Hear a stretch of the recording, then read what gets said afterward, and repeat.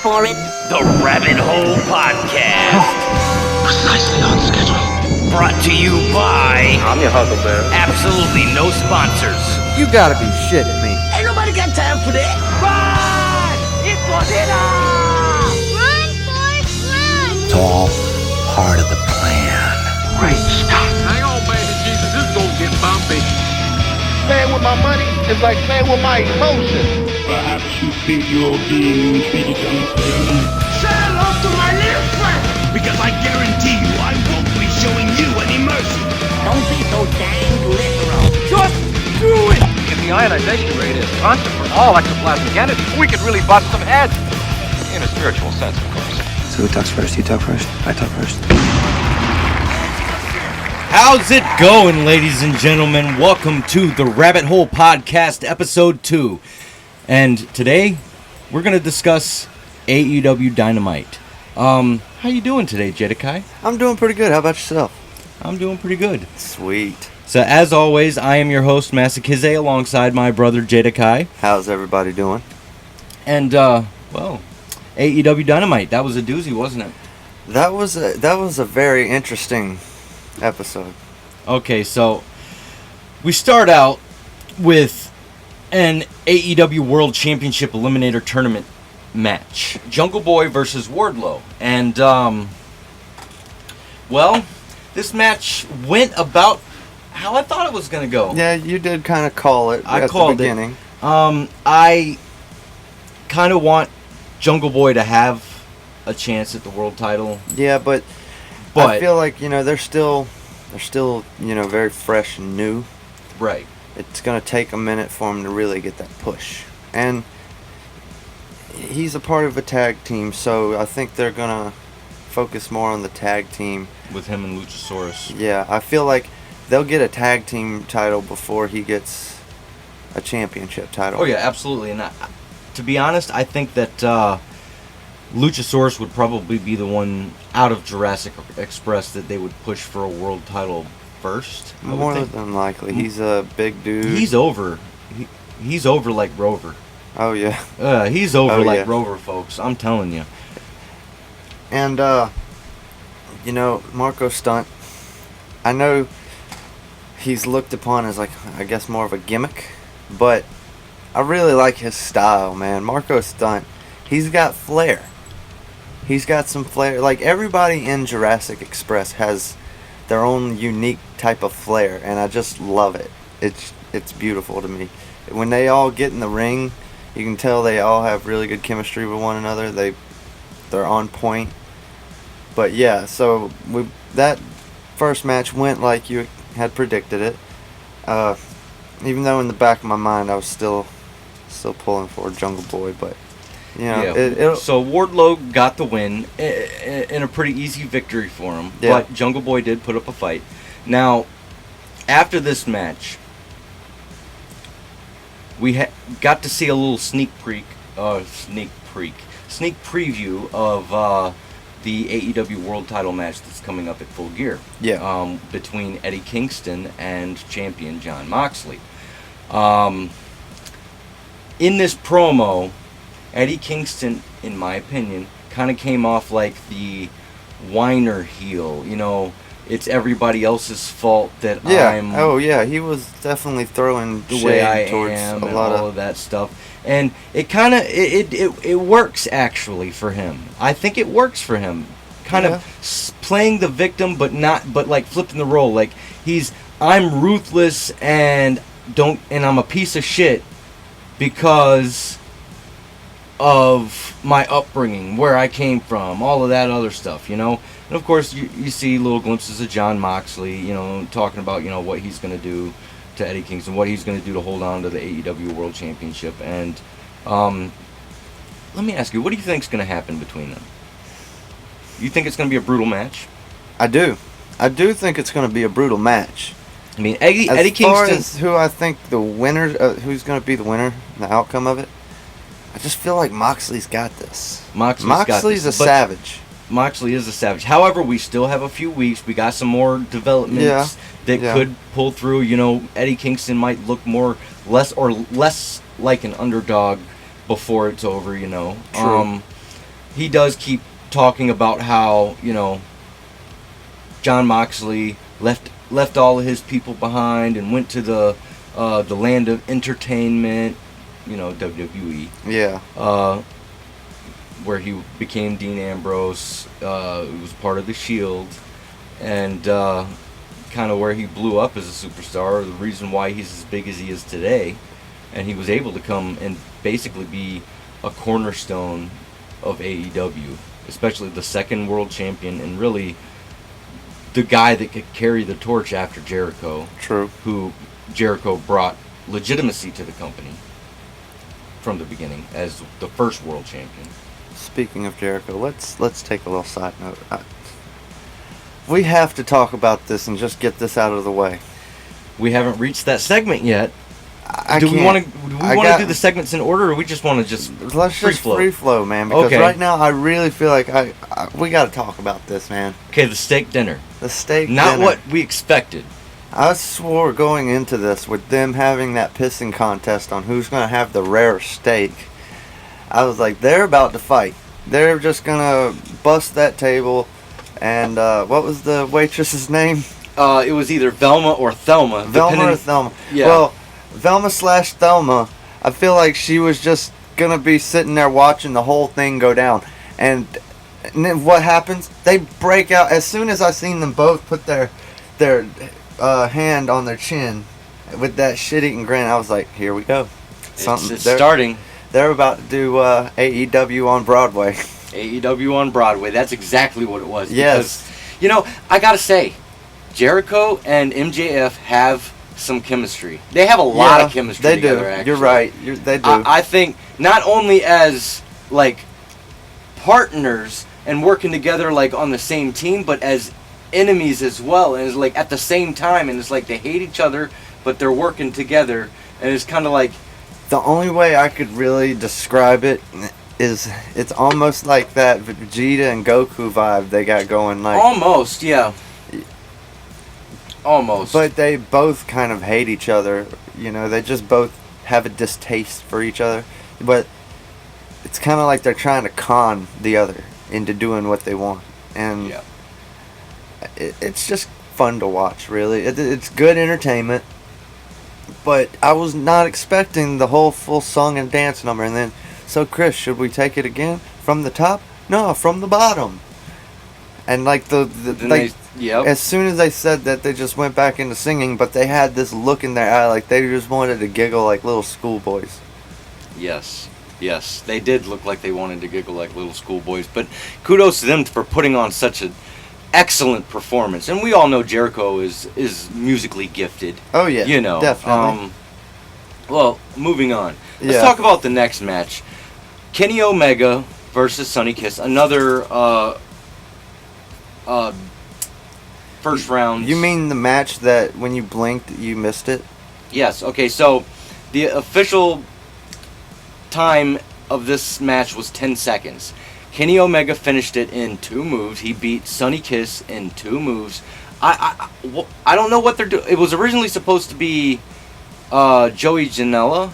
Yeah, but they said that he had dropped out because he was around somebody who was exposed to COVID. Or he was exposed to COVID.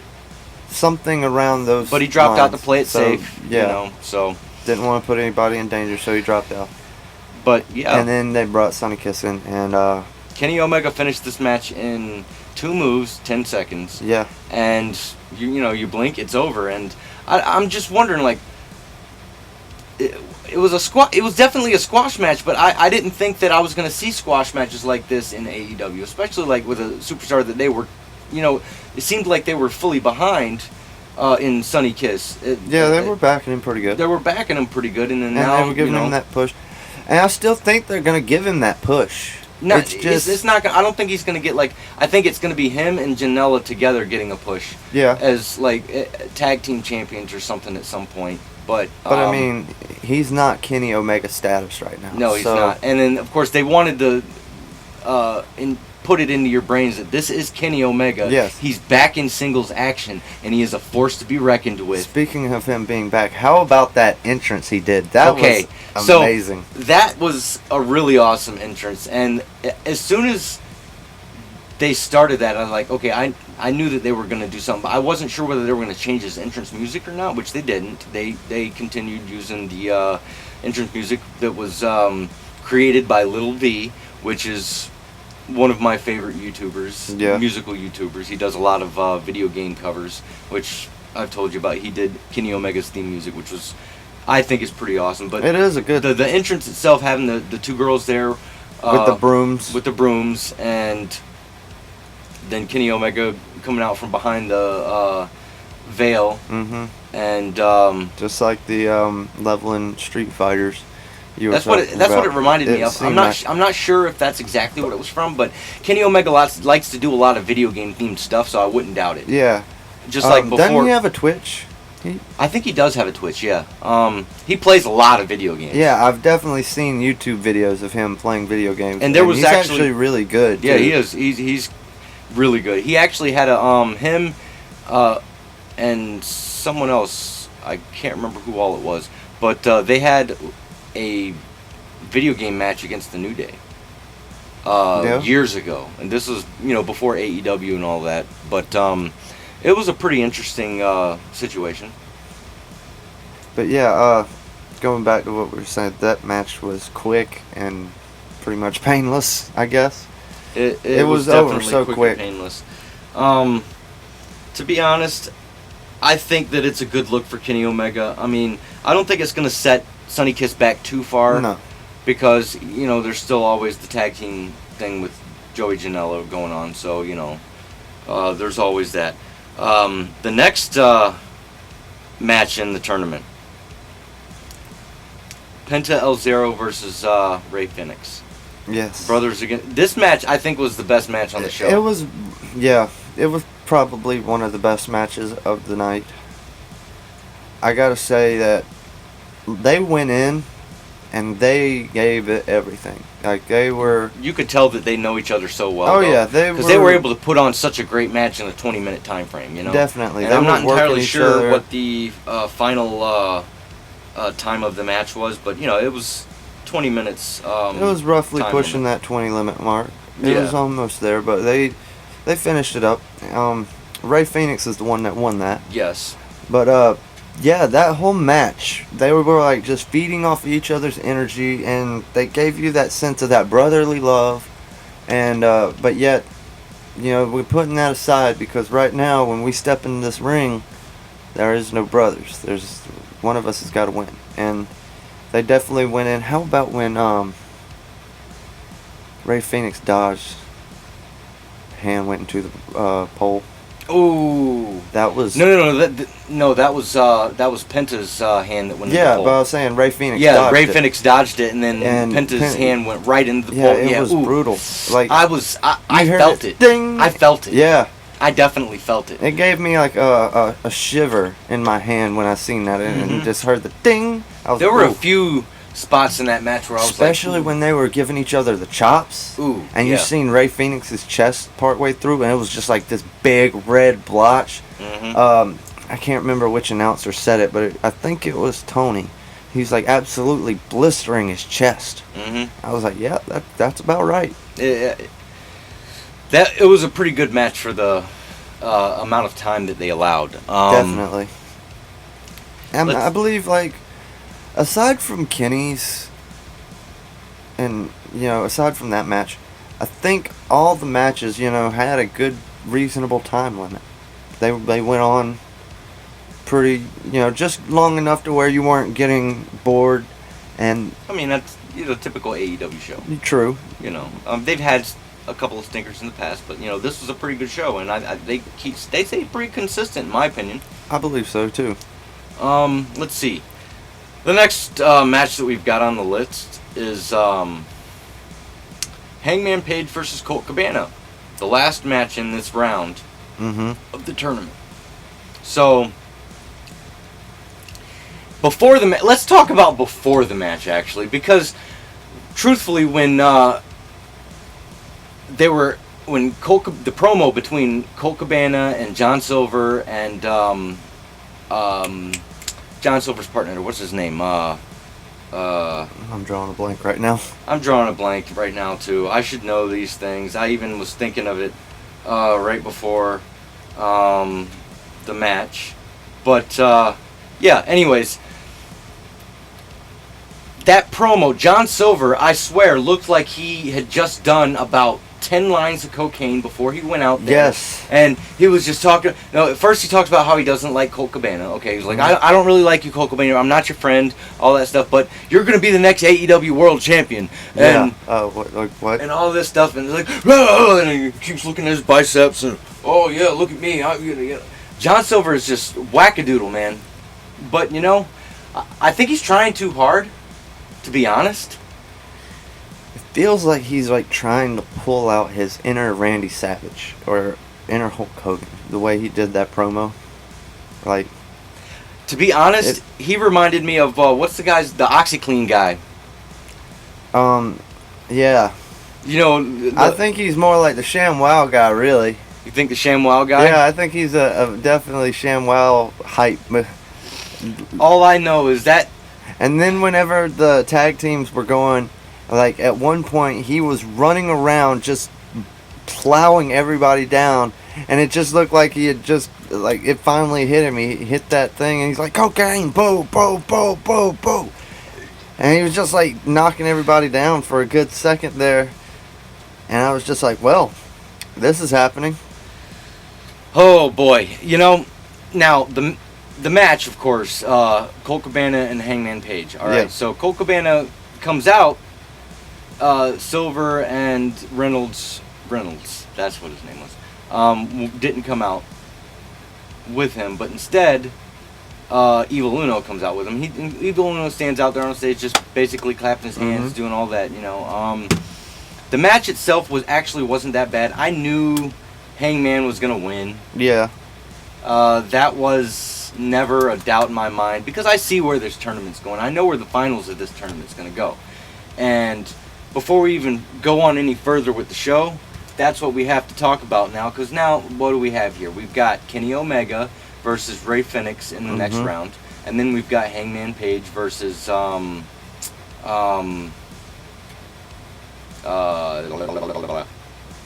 forget who won the other match.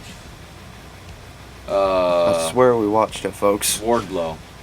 Yeah, we talked about it at the very first match we talked about it on the show, and I forget. Yeah. But anyways, so it's going to be Wardlow versus Hangman. I'm pretty sure that Hangman's going to beat Wardlow. Wardlow, he's got a push coming. Yeah. But right now is not the time for him. They're definitely pushing this. The finals are going to be between Hangman and I haven't paid Omega. enough attention to Wardlow to really give an honest opinion on him. Other than the fact that he's been, mostly following MJF around, and he's MJF's lackey, basically. It was a good match between them. It was, yeah. He held his own. He was alright. It's nothing. Didn't do anything like super spectacular, but at the same time, he was clean. Everything was tight. The whole match, went on pretty well, I would say. So, I would definitely not write him off as of yet. Well, the match between him and Hangman Page that's coming up in the next round of the tournament, I think it's going to be a pretty one-sided match. I think Wardlow is going to dominate most of the match, and then Hangman's going to come with the buckshot lariat in the end, out of nowhere probably, or as like a just to end the match, and then he's going to get the win. A quick win or a quick roll-up win or something like that. Yeah, but it's still going to be him versus Omega in the finals. True. Now, between the two of them, I think Omega's probably it's his time to go all the way. Yeah, definitely, definitely. Omega he's been grinding for a minute, and now granted, he's been doing a lot of shows and performances that have been showstoppers. Yeah. Now, the thing is with Omega, he is one of the VPs of the company, and I think that's the reason why they didn't want to put a title on him so quickly. Yeah. Really, the only one out of them that has had a title is Cody. Yeah. Of the VPs. And it's just the TNT title, and really it almost feels like he made the TNT title for himself, and then they temporarily put the TNT title on Brody Lee just so that Cody could go film that show. Yep. That he was judging on, and then he could come back and then win the title back. You know, that's basically what it feels like to me. The title is like basically built for him almost at this point. But we'll see where it goes from here, because he's not allowed to challenge for the world title. Nope. He can never challenge for the world title. So, and if there's any of the VPs that could challenge for the world title or that would be a world champion, it would be Kenny, right? I would think so. Because the Young Bucks are obviously going to be tag team. Yeah. You know, you think the Young Bucks are ever going to break up? Do you think they're ever going to do like they're going to go singles? I think they would, but I don't think it would be a messy one. No. I think that they might even start just doing some singles and some... Why am I blanking? I think they'd do some singles and some tags, but yeah, I would think they would have a chance on going singles and splitting up for a little bit, just to kind of focus on their own brand. But I mean that's obviously considering it's going to probably be in the far future. Yeah. You know, that's right probably now, years down the road. Their they're tag focusing team on the is so tag hot team right now. They're not going to go anywhere as of yet. Of course, they had to keep them. I don't think they're going to win the titles. Personally, I think that they're going to keep the titles on FTR for a while. I don't know. With that match to happen. Oh yeah, I think that they're going to win it. Maybe, but I think we'll have to see. I think FTR is going to have a long reign. I really do think so, and I think that the ones that are going to dethrone them are going to end up being somebody like Jungle Boy and Luchasaurus or someone. Okay. You know, but I could see that happening in the future as well. I mean, there's endless possibilities here with as many tag teams as they had just in that one show. Yeah. There's plenty of tag teams to go and challenge for, and they're all really good tag teams. They've all got a little something different to bring to the table, so... Right. I will say the Young Bucks definitely have that almost Hardy Boys vibe about them. There's always been comparisons between them and the Hardy Boys. That's just kind of unavoidable. Yeah, but I think that given the right push, they could be bigger than the Hardy Boys. Which is, I think technically statement. right now, they're on a higher level than the Hardy Boys were ever on. And the reason why I say that is because they built an empire of their own. Okay. Outside of the big corporations, right? And then they became like the hottest brand. Like the Hardy Boys were big, but they were never like owning their own major, or vice presidents of a major national company type deal, or considered the best tag team in the world. I think that more often than not, Edge and Christian were considered just a notch above them in like the rankings, global rankings.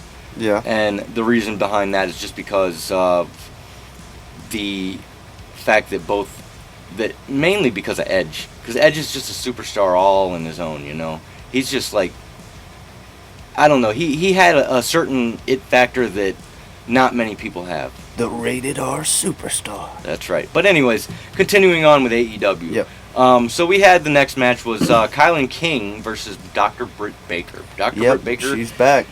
Yep. And, well, it was actually a pretty quick match. Yeah.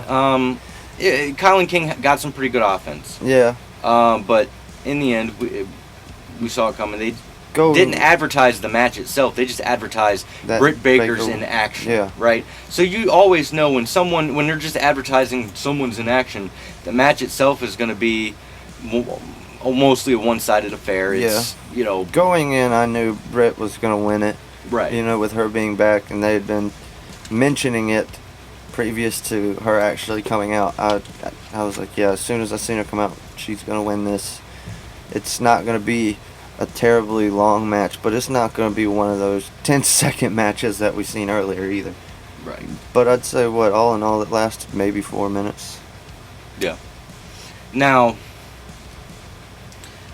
Dr. Britt Baker, she's definitely in a league of her own when it comes to the level of personality she has in the women's division currently in AEW. Well, I mean, she's got the market cornered on both sides. See, she can knock these girls' teeth out and then charge them to fix it. Exactly. Yeah, like right? She's pretty much got her career figured out. Right. She won't starve. So, kudos to her. Kudos to her. Obviously, the women's division has a lot of big names. Big names, a lot of good, talented yeah. women. And, of course, the champion right now, Hikaru Shida, is really good. She's, like, probably one of the best women's wrestlers in the world, definitely. But when it comes to, like, personality, on-screen personality and performance and whatnot, Britt Baker is just She's got a definite brand that she has made her own. It's definitely unique, and she's one of those personalities that comes along that is bigger than her actual self. She's one of those, I guess, larger-than-life type personalities. Yeah. I guess the best way I'm trying to explain is when she's on screen, she holds the camera to her. Absolutely. She definitely keeps that focus on herself, which at the end of the day is kind of the name of the game. That's definitely the name of the game. Now, well, the name of the game is wrestling, but... Well, the name of the game is AEW Wrestling. AEW Dynamite on TNT. All Elite. Anyways, so... We are final not match, sponsored by them, by the way. We're not sponsored by them. The final match of the evening. Yep. The Fatal 4-Way Tag Team #1 Contendership match, which we already kind of spoiled this earlier in the show. We did already talk about how the Young Bucks won the match, but it was Private Party versus Young Bucks versus Butcher and the Blade versus Alex Reynolds and John Silver. I kept forgetting Alex Reynolds' name. I'm sorry, Alex Reynolds. If you ever watch this, please forgive me. I think he'll be okay. Anyways, so this match was actually a pretty good match. Now, this confused you don't have as much experience seeing this type of Fatal 4-Way tag team match as I do. Where the way that this one worked, only 2 people were in the ring at a time, and anyone could tag anyone, basically, right? And this is a pretty common. You've been out of the wrestling game for a long time. There's a lot that you've missed. Recently come back within the past few months and starting to get... It's one of those things, you don't really forget all of the old school basics, but this 4-way was definitely something new. I don't believe I've ever actually watched 4 tag teams go head to head to head to head to head to head to head to head. Unless it was in like a TLC match or something like that, something right? Like that. Or it was a tornado tag. Yeah, and then it's just like a free for all. Yeah. This was kind of a free for all, but then like there were some tags and like it was all over the place, but yet there was still some keys to where you could follow on who was in and who wasn't, and with commentators, kind of help guide your way. So this is actually a fairly common. It has been for many, many years, but like. And WWE actually has had multiple times where they've had this kind of tag team match, Fatal 4-Way tag team match, where they actually have to tag each other like that, and it's like that. But it's not very common, and a lot of times when they do a tag team match like that, where they have multiple teams, they do it in a tables match or a ladder match or TLC match or whatever. Some kind of crazy match like that, where it's a free for all, they're all in the ring, and sometimes it's even elimination where they eliminate each other and all that stuff. But, anyways, that was a mouthful. What did you think of this match? Overall, it was a great match. Like I said, there were times where I did lose track just a tad, but I picked right back up, because there was a lot of near-miss pinfalls. There was, and so that right there just kind of helped me. All right, so this is a pinfall, so these two are obviously in. I was going in rooting for the Young Bucks the entire time, so I'm glad they won.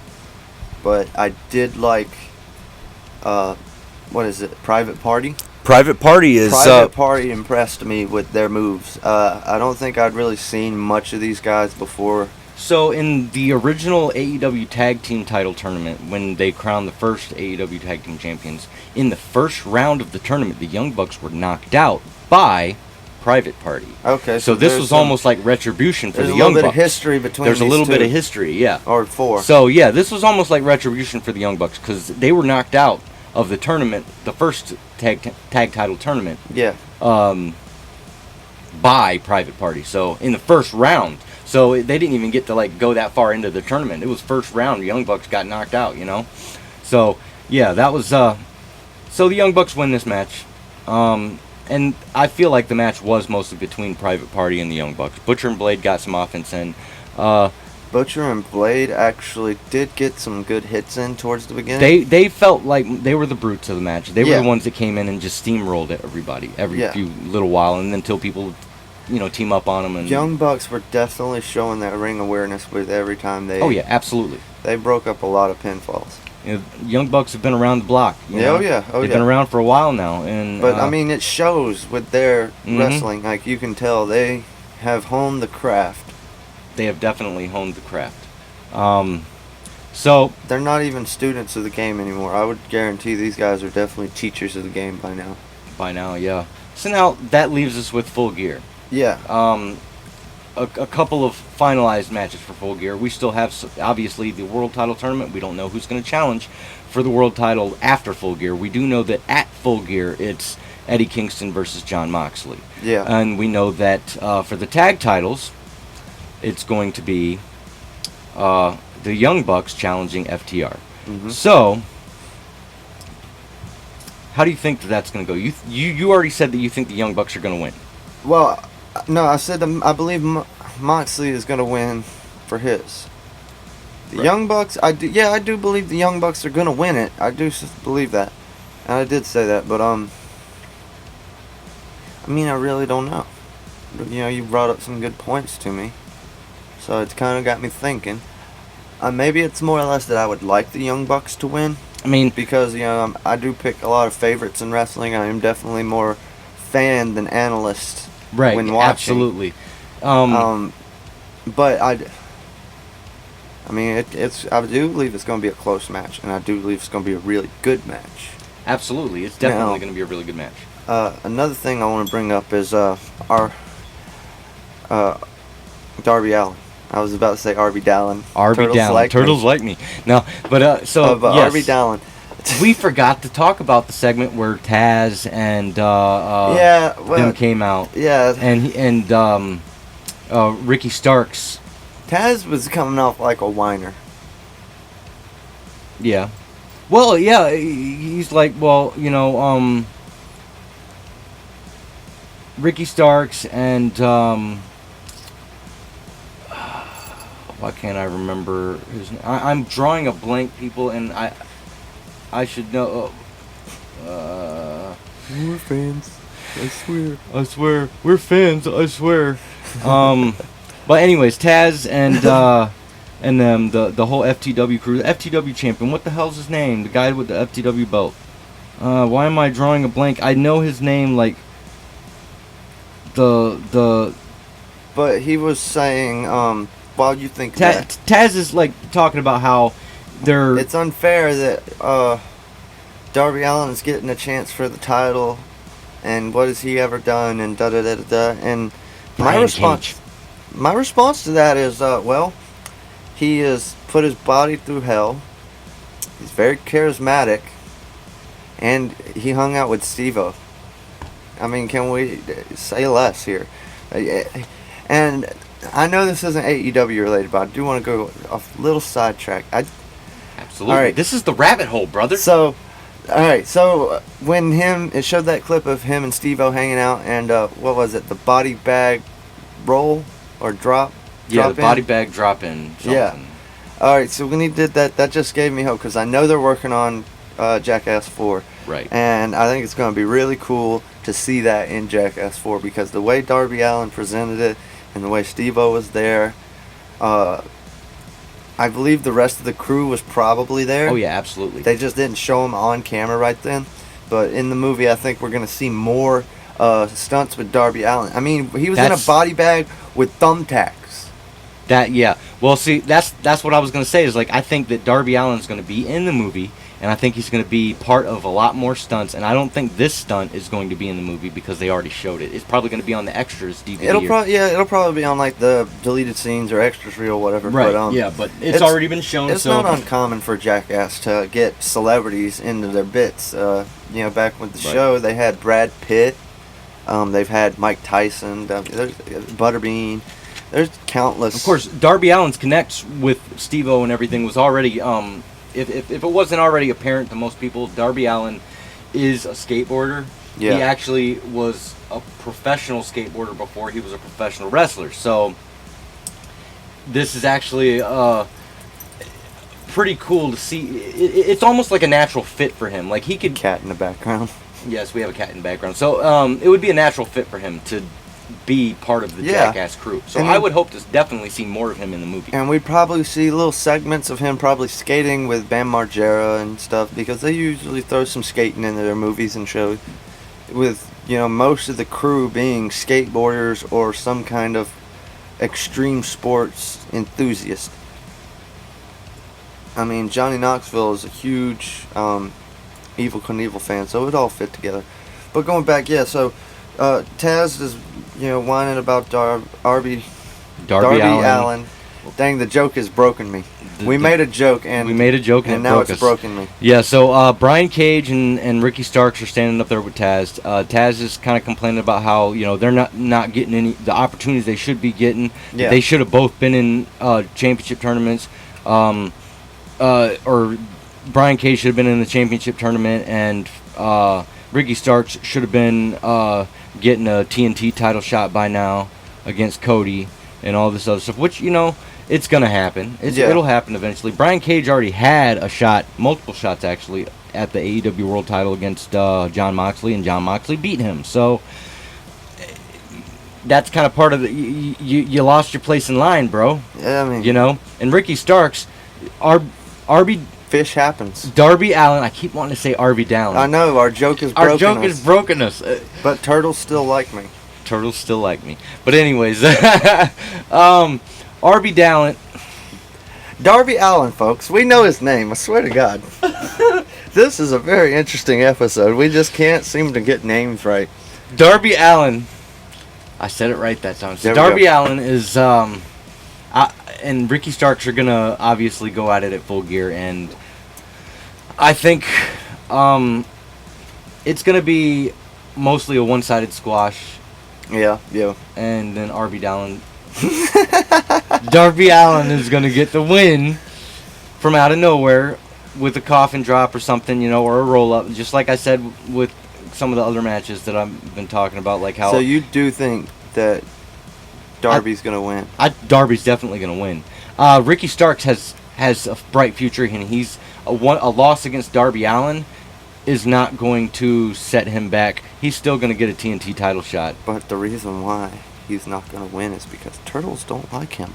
That's right. Turtles don't like him. So, anyways, we don't know that for real, but just stay with the joke, folks. Don't be sensitive. That's right. All right. So now that AEW's out, we've covered the entirety of this week's episode of AEW Dynamite. Let's take some time to talk about some other stuff. And also, if you guys would like us to talk about particular subjects, whether it be something we could talk about on the Rabbit Hole podcast, or we could talk about it on the Sinkhole minicast, leave it in the comments below. And also, if you're sitting there watching this and you're not a subscriber, what are you doing? What are you doing with your life? Come on, hit that subscribe button. Hit that subscribe Ring that button, bell, bro. Come on, bro. Hit That's the tough. subscribe button. That's tough. But anyways, I'm sorry, No Life Shack. We're not trying to steal your We're gimmick. not stealing it. Shout out to No Life Shack. Shout out to No Life Shack. We're definitely big fans of him. Huge fans. But anyways, so what were we going to talk about? We were just going to dive into something else since we've covered AEW. I do want to throw out some theories of what I think is going to happen. I think that Chris Jericho and what's the dude man's name again? MJF. MJF, Scarf Boy. Scarf Boy, folks. Yep, Scarf Boy. But I think that they're gonna have a time together where he's probably gonna be in the inner circle. But I think that there's gonna be somebody's gonna play somebody. I can't say who yet, whether it be Chris Jericho or Scarf Boy. But I feel like somebody's gonna flip the tables. Tables will be turned, folks. Just remember that. And you're messing with your boom. I am messing with my boom. Sorry, folks. I'm still trying to get this so that in a position where it feels right and comfortable for me. But anyways, in the early stages here, guys. This is only episode 2. Yeah, episode 2. So if you guys are listening and you guys are riding with us, thanks for being ride or die so far. We appreciate it. That's right. But anyway, I guess what I want to talk about next is we'll give you want to give folks a preview of episode 3, or do you want to give them a preview of the next minicast? Well, I was thinking that we could talk about some of those subjects a little bit later in the show. We've still got 20 minutes to go. Okay. We can talk about how this cat just comes in, and we have 3 cats here, folks. Love them to death, but they run our lives, so we have to usually abide by their rules. We do. If you're a cat owner, you know. So we will be talking about NXT on another podcast. We're probably going to give less time to NXT, so we're probably going to put it on the Sinkhole minicast because NXT, we're a little bit we're less invested in WWE right now than we are in AEW, and that's only because we're trying to level out what we can and can't spend time on. And really, that's what it's all about. I do work a full-time job. He needs to work on the promotion, just started the Facebook page and everything, getting the word out there, spreading the word, posting the video in various spots, various places that you people would discover us. So, as of right now, we're going to put NXT and WWE, Raw and SmackDown on a lower threshold. We will do full podcasts on the pay-per-views, the big events. And if there's something that pops up that we feel like we can dedicate a whole episode to, we will probably do it. But we're, at the Rabbit Hole, we're going to have multiple subjects that it's a big variety. It's not going to be sticking on just wrestling nor Dragon Ball Z or anything. You will go into detail for a lot of different pop culture. So I did have a plan. I did want to do something with Red Dead. Yeah, we will be doing something with Red Dead 2. Being big fans of the games that we are. And I actually just recently finished it, the storyline. So we'll have discussions on that, have theories, because I have some theories brewing for what might happen with Red Dead 3 in the next 20 years when we get that. And fairly soon, we will be doing an episode about the 3 Jokers. Yes, we will. Once we get everything, once that last issue comes out, that's what we're waiting for. We will be doing a full episode dedicated to the whole 3 Jokers recap. It will, of course, be a spoiler discussion. Yes, so if you have not kept up with the 3 Jokers and you want to, go ahead and check that out in between so you can be prepared for that discussion. It's going to be a very good debate. Or not a debate, but a discussion, I should say. The way the story's turning out already, it is amazing. I really urge you guys to go and read it. Or, you can wait for us and we can just give you the whole spoiler. But yeah, there will be a lot more podcasts. So, we'll be talking about varieties, things from music to pop culture. We're big into collecting pops and other figures, so we might dedicate an episode to a collection, something like that. There's a lot of ideas we're working on it, but if you guys have anything in particular, remember, leave it in the comments below. All of that good stuff. We've said it before. Definitely. We'll we've said it before and we'll say it again. Subscribe, leave comments, like this video, like all of our other videos, share it on social media, share it on Twitter, share it on Facebook, share it on Instagram, share it on whatever you can share it on, whatever platforms you got. That YouTube algorithm, guys. Send it to your grandmother, send it to your grandpa, send it to the people that your second, third cousins, your distant relatives, all the way across the oceans. Send it to all of them. Just don't send it to crab people. We're not wanting them as fans. Crab people freak me out. If you're a fan of South Park, you know what they look like. They're scary. Absolutely. I have nightmares of them. So, again, with the future of this podcast, we are going to be doing episodes about aliens. We will be inviting my dad on the podcast.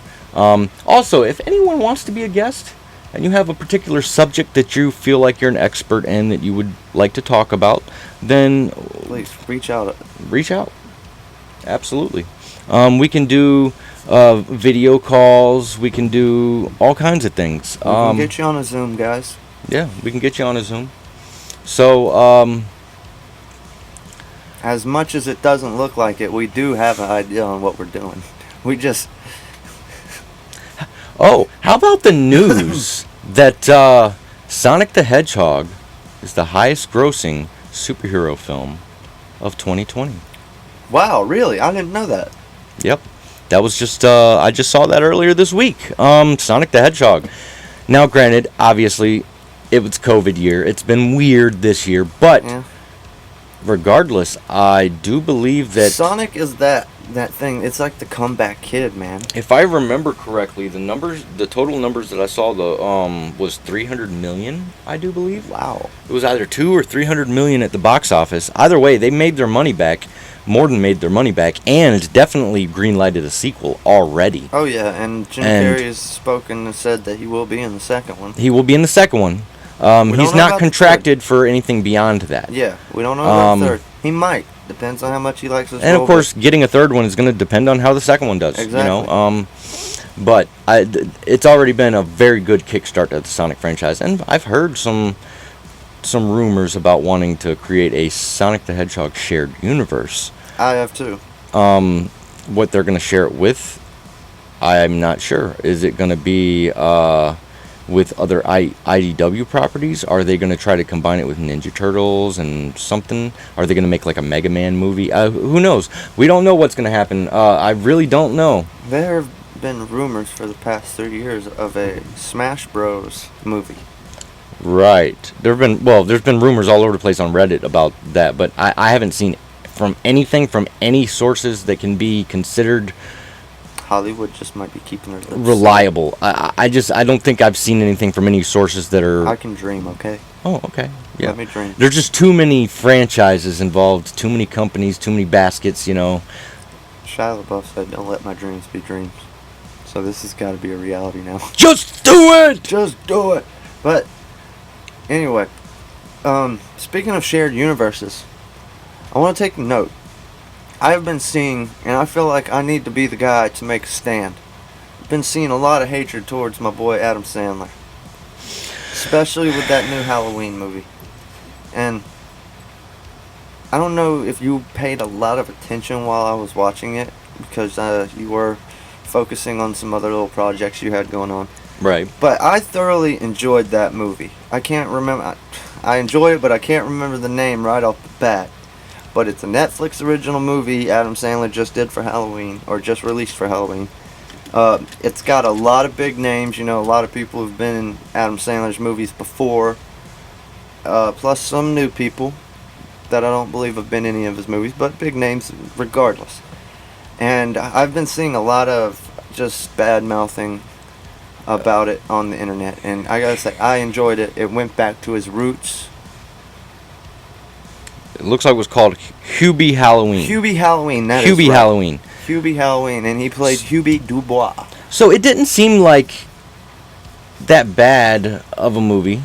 To me, it reminded me of the earlier days of Adam Sandler, the Water Boys, the Happy Gilmores.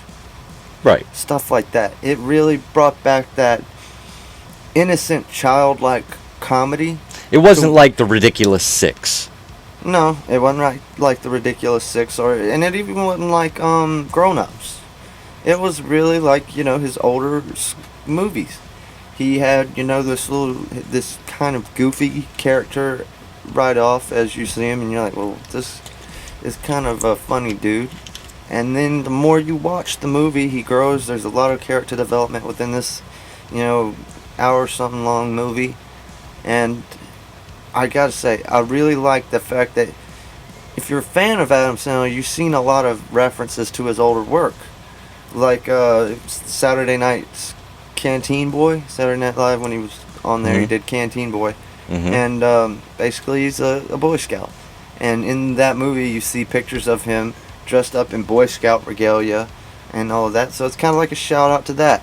And then maybe this is a stretch for me, but I made this connection. Him and the Waterboy both have a affinity for drink holders, you know, something to hold your beverage. And he had in this movie he had a soup container or thermos, and this thermos did dang near everything. I think the only thing that it didn't have was a flashlight. Right. But it was a really good movie. I enjoyed it. I think the reason why people are saying it was a bad movie is because maybe they're comparing it too much to his older work, but I enjoy it for that. Well, you know, regardless of how good or bad Adam Sandler's Netflix original movies have been, they continue to be some of the most watched movies on Netflix, so he's doing something right. Yeah, and from the comments I've seen on social media, it seems like the people who are talking bad about him are the people who've seen everything. Like, if you don't like him, then quit watching his work. Yeah. I'm not saying every movie is a fantastic movie, but at the end of the day, an Adam Sandler movie is a movie you can sit down with the whole family and watch. Absolutely. And I think that has credit in its own. He can be funny without being completely vulgar. And I do love vulgar comedy, don't get me wrong. But I'm a fan of all comedies, and I can appreciate some cleaner comedy every once in a while. Absolutely. I can 100% agree. I think, like I said, I didn't think the movie was that bad. You know, I'm not going to say that it was, you know, an awesome movie. That I was like thoroughly entertained by it, but I'm not gonna judge too much on it either. I mean, it didn't seem as terrible as some of the other movies that Adam Sandler has put out, you know. And like I said, there have been movies here and there. It's like once in a while he puts out one that I do like, you know. Like the last one that I liked, that I really liked was Funny People, but that was, you know, had a little bit of a different tone than most of his movies, and it just showed his range. It was more of a comedy drama in a way. And I think really that's what's pissing people off is that they know that Adam Sandler does have range, but he's not using that range because he knows what his cult fans want to see, and that's the people that he's appeasing. And I just say more respect to that, because it shows that he's not necessarily focusing on the money. And, you know, he's wanting to... The people he knows loves this. He wants to keep making them happy. Right. And I can appreciate that. And, you know, sometimes people don't want to develop their full range. Maybe making that kind of movie for him is a pain in the ass, and it's not fun. And in this point of his career, he doesn't really need to do it for the money anyway. Right. He's doing it for the fun of it. So absolutely, I enjoy watching a movie knowing that he's probably enjoying making it and having fun, and everybody involved in it was having fun. So that's what I like. I guess I am the cult fan. But it has sparked a debate. I don't know if you've noticed, but it's sparked a debate on social media. It is drawing people into two different sides. Are you Are you sticking with Adam Sandler, or do you think Will Ferrell is funnier? Really? Yes, that's what it's boiling down to. I've seen a lot of debates, Reddit threads and such, where people are talking about who's the better comedian, Will Ferrell or Adam Sandler. And I gotta say, I love both of these comics for totally different styles of comedy that they do. And if you think about it, they really do two different styles of comedy. Yeah. They're the same, but they're different. They're definitely both over the top. Yeah. With their comedy, but that's the charm of it, of course. But Will Ferrell's is more from like, he seems like everybody's nerd or everybody's lame stepdad. Yeah. And right? he And Adam does Sandler is more like everyone's angry uncle. Angry, funny uncle. Yeah. But Will Ferrell does a lot more slapstick, too. Yes, he does do a lot more slapstick. Adam Sandler will take a fall, for comedy every once in a while, but Will Ferrell definitely leans more towards slapstick in a lot of his stuff, or at least more visual comedy. If you go back to the cowbell sketch on SNL, I believe the reason why I like it at least is because one, he's wearing a shirt that's like 2 times too small for him. Yeah. He's got this ridiculous wig and everything. Like, his whole appearance is funny as is. And then he throws in the fact that he's playing this cowbell with such vigor. And then, you've got the whole cast. And then Jimmy Fallon makes it funny by breaking character. There's a lot going on in that bit, but... I love seeing when a comedian can make the actors around him break laugh. him Especially or her when break character. Especially when you know that they have rehearsed this already. And... Now, I get it's live TV, and, things are going to happen. But, they've rehearsed it at least a couple of times, so it should be in their brain. They're like, all right, he's about to do this. I need to prepare myself. And it's still so funny that the people around him break. And I enjoy watching that more than I enjoy watching a funny sketch go as planned. Yeah, absolutely. Like, sometimes it's those moments that make the sketch that much better. Yeah, like the Californians. Where they're all breaking character in all that the sketch. time, though. None of them can keep a straight every face. single Californian's, every single one of the Californian sketches, they're always breaking character. Yeah, you gotta get to the 405 downtown Iowa. All right, so we're closing in on time, folks, and oh man, it's been fun, guys. It has been fun. Now, you can always catch the Rabbit Hole Podcast right here on the Rabbit Hole Podcast channel, Rabbit Hole Podcast on Facebook.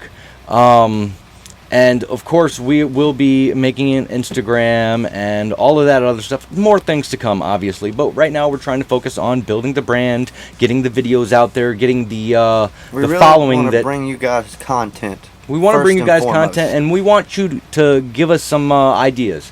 Tell us what you want to see. Because, to be honest, this show will not grow without all of you. So, please and thank you, definitely. Tell everybody, hit that subscribe button, hit the like button, bell. Ring the notification bell. You know it already. You gotta know all of that stuff. We really need your help. We need an army. We need a nation. You know what we need? The Rabbit Hole Nation, guys. We've just made it. You can be the Rabbit Hole Nation. You got to help us grow. You got to make the nation strong. All right, Hole Dwellers. Let's Hole do Dwellers, let's roll. Let's roll, Hole Dwellers. Yeah. So that's how we're going to do it. From now on, you just witnessed the birth of an end-show catchphrase. Yep. And also what we're going to refer to all of you as from now on, Hole Dwellers. But this has been a very fun episode. Talking about AEW Dynamite. Obviously, you're going to see us talk about AEW Dynamite again next week. Sometime later this week, we will have another Sinkhole minicast about... Well, we're going to do several Sinkhole minicasts. The minicasts are anywhere between 10 and 20 minutes long, and... we just talk about various subjects. They're going to be shorter. There's going to be one for NXT in the next couple of days. We have not watched this week's NXT yet. Once we do, we will get right to doing a video about it. And then, of course, we're going to have to do a prediction show for Halloween Havoc. Halloween Havoc is coming up this weekend, Saturday night, and Shotzi Blackheart is the host. I am very much so looking forward to that. So we are going to do a preview show where we're going to talk about that. I think, should we do the preview show as a full podcast, or should we? We'll decide on that later. We'll work it all out. We'll work it all out in the next couple of days, guys. But I am Masake. As always, Masakize. He's Masakize. I'm Jadakai. You guys are the Hole Dwellers. Thank you for being with us. Thank you for listening. hit that like, hit that subscribe, ring that bell, all that good stuff. We will be bringing you more content, more things to come. Comment, all that stuff, guys. You know what to do. And also share it. Share it to everybody that you know on social media. This is really how we're going to get our name out there. Blow us up, man. Blow us up. Blow everybody else up with our links. That's what we need to do. Put us on all the groups, all the chats, all the things you can find. That's right. Put us all out there. We need the whole dwellers need to unite, and we need to get out there. And That's right. That right now, as we're recording this, we're the only whole dwellers as of right now. But you know what? As it comes around, I will shout out. Since we started that page today, I will shout out the first 3 people. First off being me, second of all being you, and third of all being our good friend Kent. So shout out to Kent. Shout out to Kent Atkins. Thank you, bro. And this has been a fun time. We need to finally finish the show. We need to send these guys packing. Get out of here. Get on. Go on. Later. Get. Peace. Peace. Don't let the door hit you where the good Lord split you.